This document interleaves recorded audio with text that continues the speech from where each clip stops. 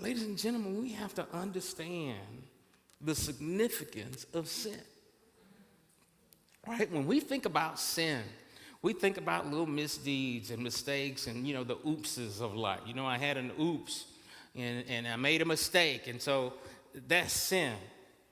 But I want you to understand, sin is much more significant than that. And so I want you to think about sin, right? Sin is ugly. It's not very pretty, right? It's not something you would want to consume. And I want you to think about us and how we should be. Right? We should be pure. We should be right. But unfortunately, we're contaminated with sin. Right? And sin isn't just the mistake. It's not just the misdeed. Sin is guilt. Sin is an offense. It is a crime. And we can't do anything about our guilt. Right? So no matter what you accomplish in life, what you may do in life, if you can't deal with the guilt, it really doesn't matter. Right? You can think about a person who's been a mass murderer. Maybe they've murdered 5 people, right? It's not everybody, but it's a lot of people. But at the same time, they are kind to little old ladies, right? Maybe they volunteered at the high school. Maybe they coached the local baseball team.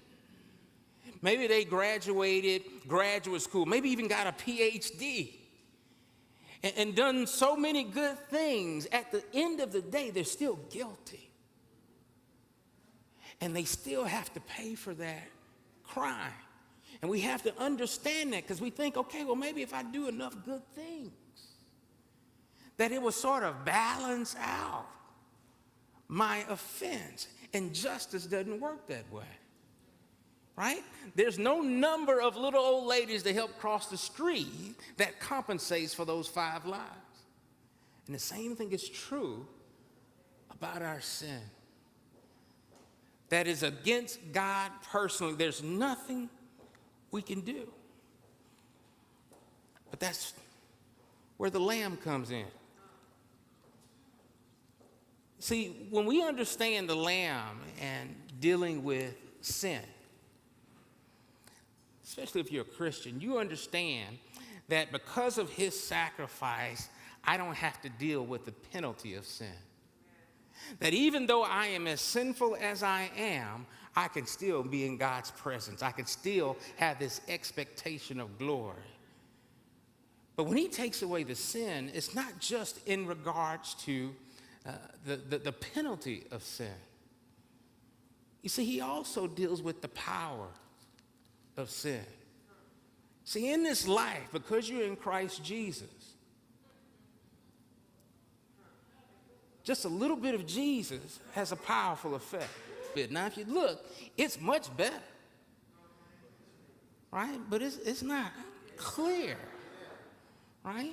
And so, it's really dependent on how much I allow the work of the Lamb to work itself in my life, right? And so this is what we miss so much, because we think, okay, I got the penalty, but I'm still going to keep the sin. And it's like, no.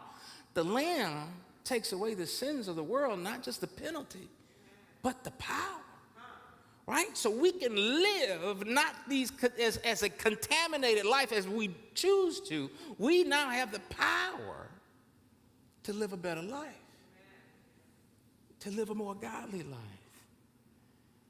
But something else is going to happen because of that Lamb, right? One day he's going to finish the process. Right? One day he finishes the process. But he didn't just do it for us, right? Because one day, it's not just taking away the power of sin. One day he's going to take away the presence of sin. And John was saying that's who you need to be looking for.